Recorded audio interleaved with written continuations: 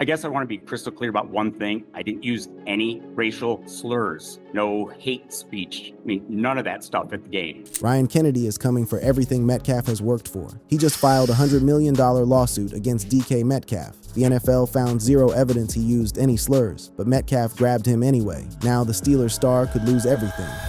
The moment DK Metcalf lost his cool and almost lost $45 million. December 21st, 2025, Ford Field in Detroit. The Pittsburgh Steelers are playing the Detroit Lions in a Week 16 matchup. DK Metcalf, one of the highest paid wide receivers in the entire NFL, approaches the sideline with about 2 minutes and 30 seconds left in the second quarter. What happens next would cost him more than $500,000 in game checks and nearly void $45 million in future guarantees. Video footage captured the whole thing. Metcalf walked toward Ryan Kennedy, a Lions season ticket holder wearing a blue wig, who was leaning over the railing in the front row. Without warning, Metcalf grabbed Kennedy by the shirt collar. He pulled him downward over the railing. Then he swung upward at the man's face. The contact was forceful enough to rip Kennedy's shirt and knock his wig clean off his head. All of this happened on national television. CBS broadcast it live, and within minutes, the video went viral on social media. Now here's where things get interesting. Kennedy is not just some random guy who stumbled into the wrong stadium. This man has been a Detroit Lions season ticket holder for 15 years. He owns a mortgage company out in Pinckney, Michigan, and according to his account of events, all he did was call Metcalf by his full legal name, Decalen Zacharias Metcalf. That is what Kennedy describes as simple, normal heckling. Nothing more, nothing less. I guess I want to be crystal clear about one thing. I didn't use any racial slurs, no hate speech. I mean, none of that stuff at the game. Kennedy made it absolutely clear that in 15 years as a season ticket holder, he has never used that kind of language. Not once, not ever, and he had a message for Metcalf directly. Actually, never. 15 years season ticket holder for the Lions. I've never done that at all. So, Decalen, if you're watching this, man, if you could just say that, please. But Kennedy was not just asking for an apology. He was begging for relief from the nightmare his life had become since the incident. Like, my family's getting threats and stuff, and it's not cool. So, whether you said that or not, I'm sure you didn't want that to happen to the family. And then Kennedy said something that surprised a lot of people watching. He offered forgiveness, even if Metcalf was the one who started the false narrative. Even if you did, I forgive you, man. Okay, that's all I got.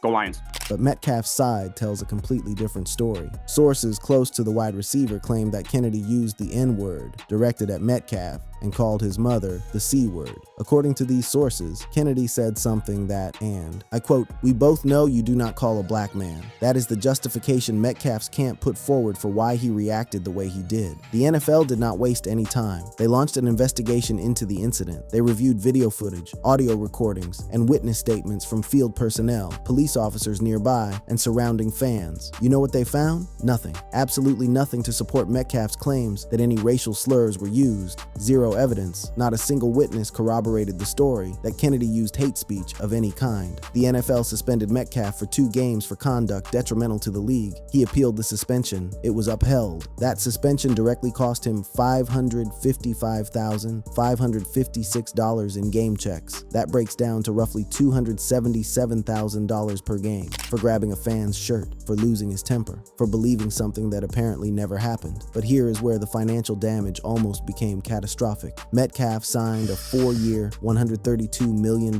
contract when he was traded from the Seattle Seahawks to the Pittsburgh Steelers in March 2025. That contract made him one of the highest paid wide receivers in football history, with an average annual salary of $33 million. But buried in that contract was a clause, a very specific clause. If Metcalf was suspended for conduct detrimental to the league, the team could void his future guarantees. We are talking about $45 million in guaranteed money, $25 million fully guaranteed for 2026, $20 million in injury guarantees for 2027. Gone, just like that, because of one moment at the sideline, one grab, one swing. All of it triggered by words that no one can prove were ever spoken. The Steelers had every right to enforce that clause. They could have taken away every single dollar of those guarantees. And honestly, from a business perspective, it would have made complete sense. Why keep $45 million locked up for a player who just proved he cannot control his temper around fans? But in a surprising move, the Steelers decided not to void Metcalf's guarantees. They let him keep the money. Well, kind of.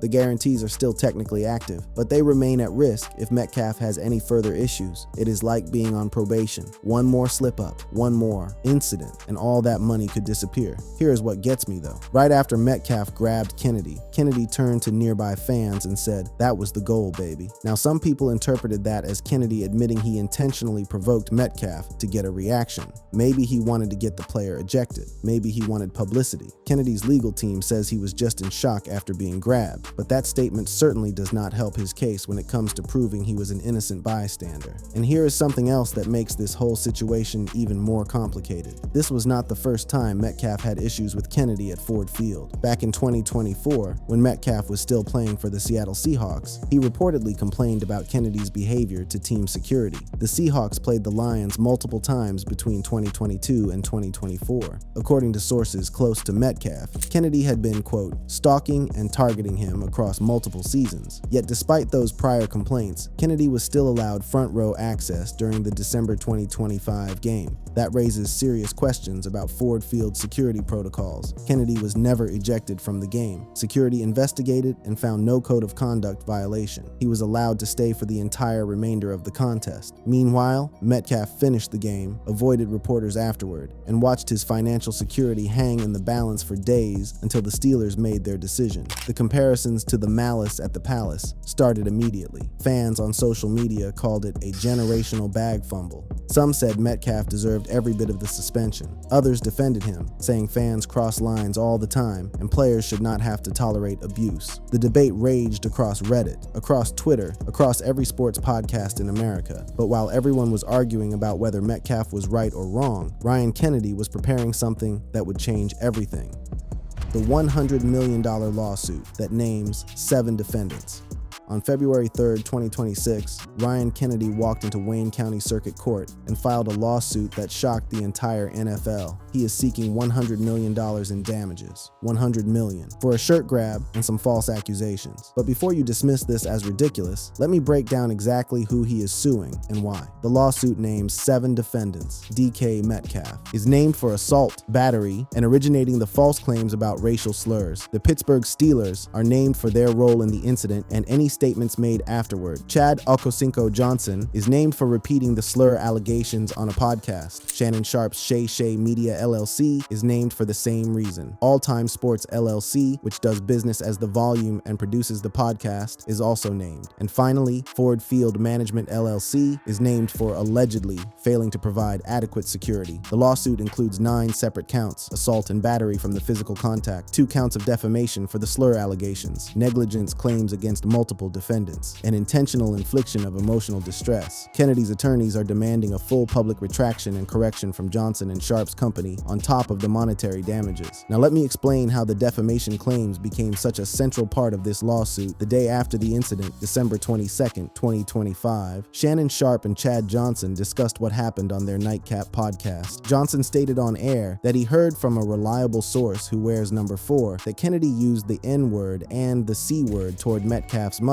He was essentially implying that Metcalf himself, or a Steelers teammate, told him directly. Johnson said the fan deserved what happened to him. Sharp backed him up, saying fans need to watch their mouths and not disrespect players. That podcast episode reached 1.9 million subscribers. Then ESPN picked it up, Yahoo Sports picked it up, NFL Network picked it up. Suddenly the story was everywhere, and the narrative was clear. A racist fan got what he deserved when he called a black player the N-word, except none of that actually happened, at least not according to the NFL's investigation. Kennedy's attorney made the situation very clear at the press conference. He said his civil rights law firm would never take this case if Kennedy had actually used a racial slur. I would not bring this case in my firm, which is a civil rights law firm, if Mr. Kennedy had used a racial slur against Mr. Metcalf. The attorney went on to explain that verifying Kennedy's innocence was the very first thing they did before agreeing to represent him. That was my first question to Mr. Kennedy. That was our first questions to the defendants when we tried to talk to them about the case through the head law firm. And then he made a statement that left no room for doubt about where he stands on this matter. Because if that happened, I wouldn't be here. and neither would many of you. Kennedy says the fallout destroyed his life. He received death threats. Hate mail poured in. His phone number was leaked online. People called his mortgage business, leaving harassing voicemails. His family was threatened. His reputation as a businessman in Pinckney, Michigan was completely tarnished, all because of accusations that the NFL itself could not verify. On December 24, 2025, the Detroit Lions Ejections and Incident Review Committee sent Kennedy a letter confirming their investigation found no evidence of any violations. He was cleared. Ford Field security determined no code of conduct violation occurred, but by that point, the damage was already done. The podcast had aired. The clips had gone viral. Ryan Kennedy was branded a racist on a national scale. Kennedy's attorneys reached out to Sharp and Johnson before filing the lawsuit. They requested a retraction. They asked for a public correction. Those requests were ignored. And so on February 3, 2026, the lawsuit was filed. On February 4th, Kennedy held a press conference. At that press conference, Kennedy emphasized that the lawsuit is not about anger. He said it is about the need to restore the truth and accountability. His attorney, John Marco, rejected the notion that this is a money grab. Marco compared Kennedy's tarnished reputation to a priceless Picasso painting. Once it is damaged, he said, you can never fully restore its value. And here is something that could make this case even bigger. Kennedy's attorneys plan to amend the complaint to include a prior 2024 incident at Ford Field. When Metcalf was with the Seahawks, he reportedly made similar unsubstantiated complaints against Kennedy. That pattern, the attorneys argue, shows this is not a one-time misunderstanding. It is a repeated pattern of false accusations against their client. The lawsuit is in its early stages with a status conference scheduled for May 5th, 2026. Detroit police are also investigating the altercation. A warrant request is under review by the Wayne County Prosecutor's Office. That means there could potentially be criminal charges on top of the civil lawsuit. Metcalf has declined to comment on the incident. The Steelers have issued no statement on the lawsuit. Sharp has not publicly addressed the filing, though his prior comments make it clear he believes Metcalf was justified. Johnson has also stayed quiet since the lawsuit dropped. Now let me be honest with you about the legal reality here. Kennedy will likely not get $100 million. That number is aggressive by any standard. Juries typically award far less in these cases, especially when there are no severe physical injuries. The assault and battery claims are fairly straightforward, since the video evidence clearly shows Metcalf initiating physical contact, but the defamation claims are more complicated. Under Michigan law, Kennedy would need to prove that Metcalf and the podcast host made false statements of fact, published those statements to third parties, and acted with negligence or actual malice. If Kennedy is considered a limited-purpose public figure because of all the media attention, the standard gets even harder. He would need to prove the defendants knew the claims were false or showed reckless disregard for the truth. The Ford Field negligence claim is interesting. Kennedy argues the stadium failed to prevent the incident despite Metcalf's prior reports of harassment. If those prior complaints exist in writing, and if Ford Field did nothing to separate Kennedy from the visiting team's sideline, that could be a problem for stadium management. Some legal observers think Metcalf should countersue Kennedy for harassment. Given Kennedy's admission that provoking Metcalf was the goal, and Metcalf's documented history of complaints about Kennedy's behavior, there might be grounds for a harassment claim going the other direction. This could turn into a protracted legal battle with both sides taking shots at each other for years. Settlement is probably the most likely outcome. The reputational risks for everyone involved are significant. Metcalf does not want this dragging through depositions where every aspect of his temper and prior incidents get examined under oath. Sharp and Johnson do not want their podcast credibility questioned in court. A quiet settlement with a public statement acknowledging no slurs were used might be the cleanest resolution for everyone, but clean resolutions do not always happen, and the fallout from this incident is just getting started. The career consequences. Let me tell you exactly what this incident has cost DK Metcalf beyond the lawsuit. His net worth as of early 2026 is estimated at around $30 million. That includes his NFL contracts, his endorsement deals with companies like Gatorade, Nesquik, and eBay, and his off-field ventures. He earns an average annual salary of $33 million under his current deal with the Steelers. His 2026 base salary is $25 million with a cap hit of $31 million. His career earnings to date exceed $96 million.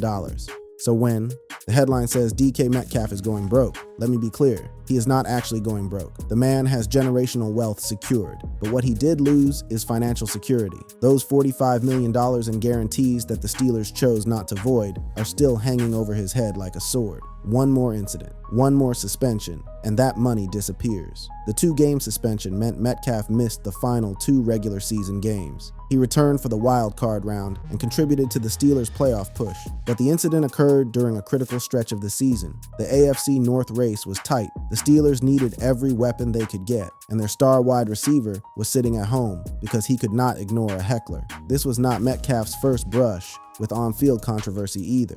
He has accumulated 16 fines over his 5 NFL seasons. He has been ejected from games for fighting. His temper has always been part of his reputation. Teams knew that when they signed him. But there is a difference between getting into it with another player and going into the stands to grab a fan. That crossed a line that NFL teams take very seriously. As one commentator put it, when you sign a contract that pays you $132 million, you are paid to have thick skin. You are paid to ignore the hecklers. You are paid to let security handle any fans who cross the line. You are not paid to become the story.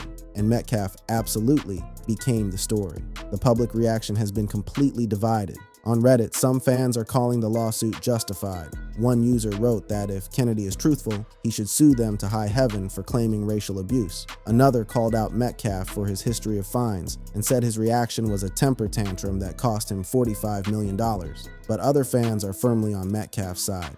One Reddit user wrote that DK's reaction was stupid. But forget this guy. Buying a ticket does not give you the right to harass the players. Another said they sincerely believe the fan said something very offensive to get that reaction. The Steelers subreddit has been particularly defensive of their wide receiver, with some users suggesting Kennedy should be banned from NFL stadiums for life, regardless of what the investigation found. On Twitter and X, the reactions are equally split. Some users are mocking Metcalf with posts like the $45 million temper tantrum. Words are free, reacting cost a fortune. Others are questioning how Kennedy expects to collect $100 million from a lawsuit. One popular post simply said, "This country is so happy, how do we fix it?" The Lions fan base has generally sided with Kennedy. After all, he has been one of them for 15 years. He followed the rules, he stayed within the code of conduct, and he got grabbed by a visiting player who then accused him of using racial slurs with no evidence to back it up. From their perspective, Kennedy deserves every dollar he can get. But there is another element to this that deserves attention.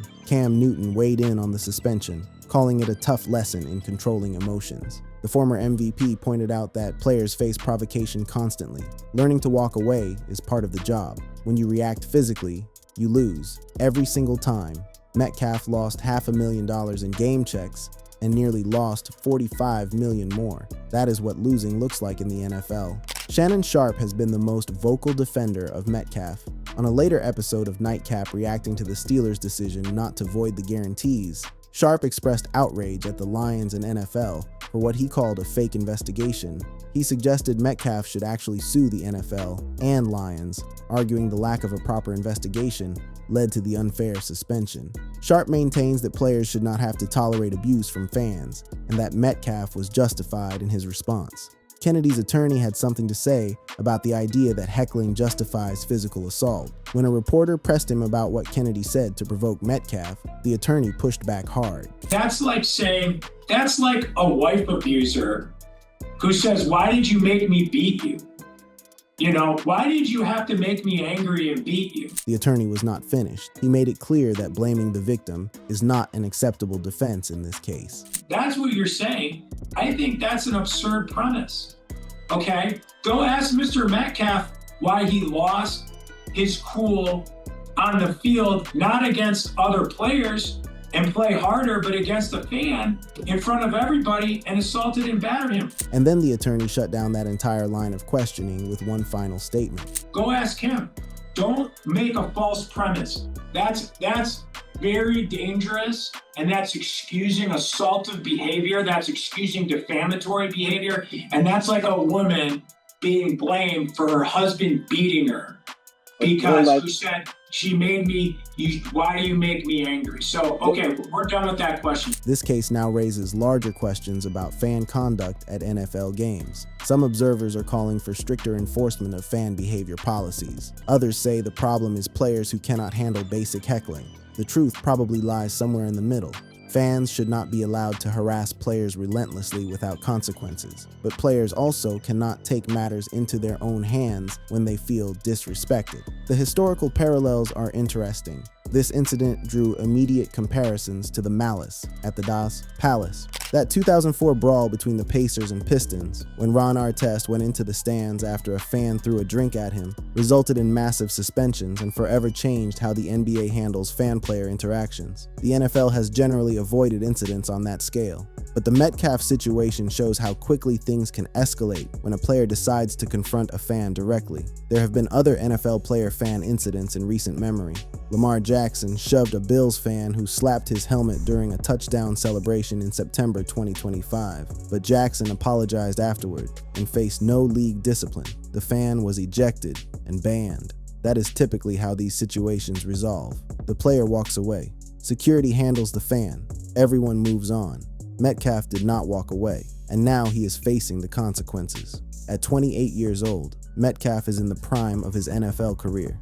He has multiple Pro Bowl appearances. He is one of the most physically gifted receivers in football. His speed and size combination is nearly unmatched in the league. But this incident now hangs over everything. If the lawsuit uncovers damaging evidence during discovery, if more incidents come to light, if Metcalf has any further suspensions, his career trajectory could change dramatically. The lawsuit has a status conference set for May 2026. The criminal investigation is ongoing. Metcalf's contract remains technically intact but vulnerable. His reputation has taken a hit in some circles while remaining solid in others. And Ryan Kennedy, the 15-year season ticket holder who wore a blue wig to a football game, is now at the center of one of the most talked about sports controversies of the year. $100 million. That is what Kennedy says his reputation is worth. Whether a jury agrees remains to be seen. But one thing is certain. The next time DK Metcalf hears a fan yelling his government name from the stands, he might just keep walking. Some lessons cost $500,000 to learn.